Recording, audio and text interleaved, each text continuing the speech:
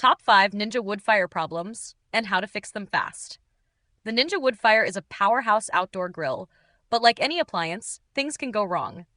Here are the 5 most common issues real users run into and exactly how to fix each one. Number 1.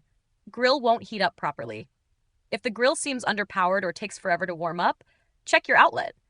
Avoid using extension cords, they cause power drops. Unplug the unit for 60 seconds, then plug it into a grounded wall outlet or outdoor rated surge protector. Number 2. Not getting enough smoke. Smoke won't appear until the cooking cycle starts, not during preheat.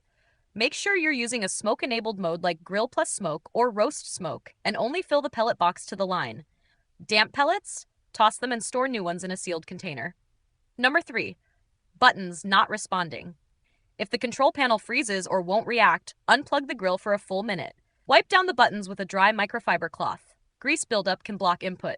If you're using a GFCI outlet, press its reset button too. Number 4. Grease and ash buildup causing flare-ups. Uneven cooking? Bad smells? Time for a deep clean.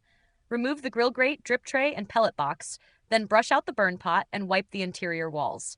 Let everything dry before reassembling. Number 5. Display or grill keeps shutting off.